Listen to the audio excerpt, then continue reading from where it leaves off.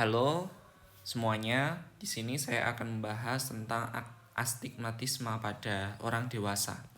Jadi, astigmatisme itu apa toh? Astigmatisme merupakan suatu kondisi keluhan di mata yang mana membuat suatu fokus itu jatuh di beberapa titik di bagian mata.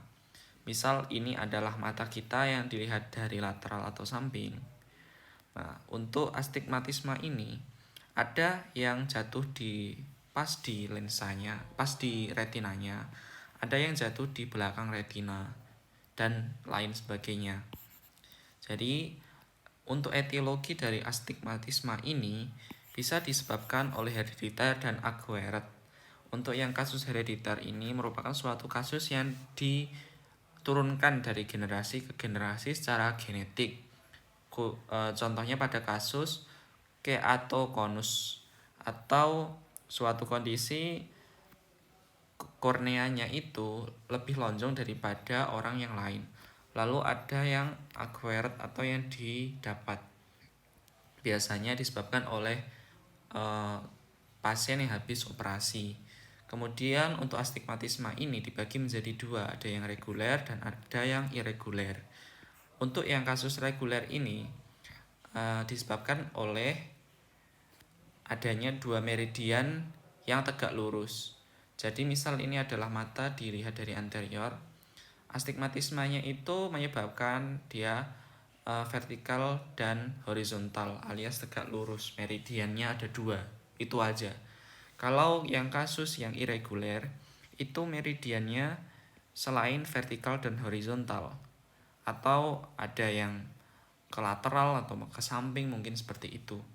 Kemudian untuk yang kasus reguler, karena dia memiliki dua sumbu yakni vertikal dan horizontal, maka dia dikategorikan lagi dikelompokkan lagi menjadi dua bagian. Yang pertama adalah with the rule dan without the rule. Hafalkan saja untuk with the rule itu kan ada W-nya. W identik dengan V. Jadi yang vertikal itu jauh lebih kuat atau jauh lebih dekat daripada yang horizontal. Untuk yang without the rule atau against the rule yang tak lazim, maka yang horizontal lah yang lebih kuat atau lebih dekat jatuhnya bayangan itu daripada yang sumbu vertikal.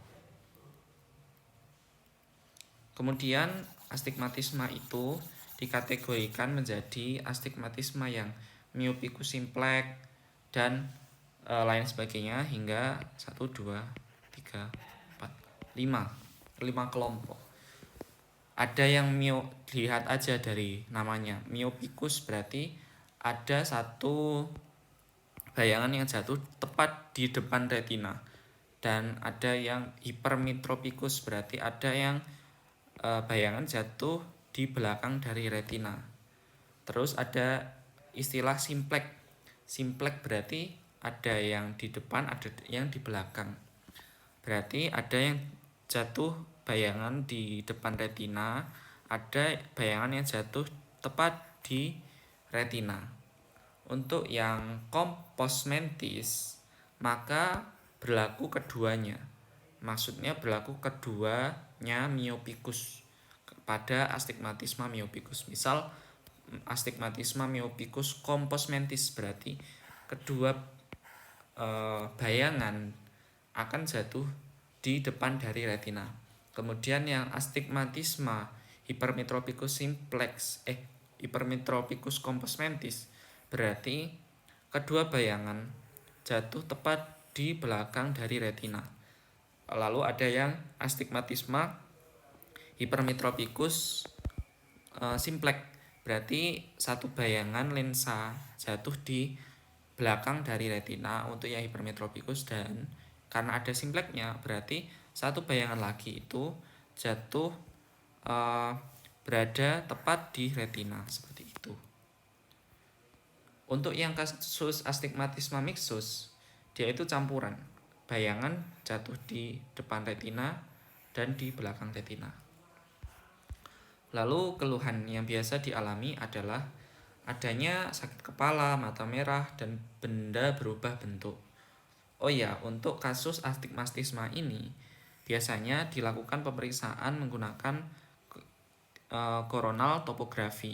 Dari coronal topografi ini untuk normalnya yang berwarna merah ini ada di tengah.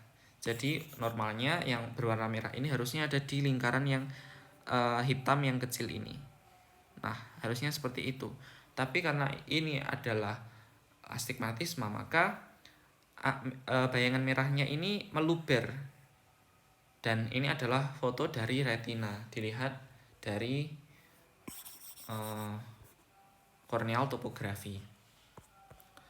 Kemudian biasanya pada soal itu untuk kasus astigmatisme myopicus yang simplex ditandai dengan adanya tulisan C min.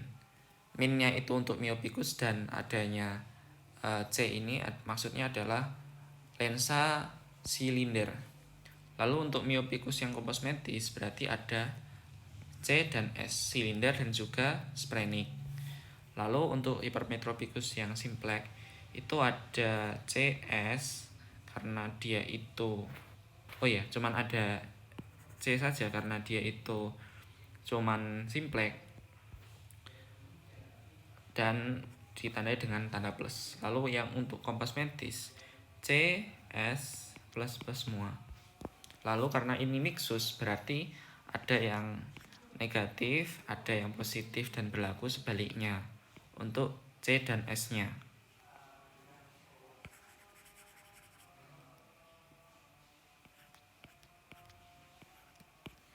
Dengan syarat C lebih besar daripada S. Seperti itu. Lalu untuk koreksinya bisa menggunakan lensa tergantung dari derajatnya. Misal astigmatisme yang reguler, maksudnya yang reguler tadi gimana? Dia ada bayangan yang vertikal dan horizontal, ada dua sumbu, maka cukup memakai lensa yang silinder. Akan tapi bila yang irregular, nggak ada vertikal dan horizontalnya, nggak ada dua sumbunya, maka dia menggunakan hard contact lens. Dan untuk integrasinya kita harus menjaga kesehatan karena semua yang dilimpahkan oleh Tuhan kepada kita harus kita jaga sebaik mungkin. Terima kasih dari saya, semoga bermanfaat.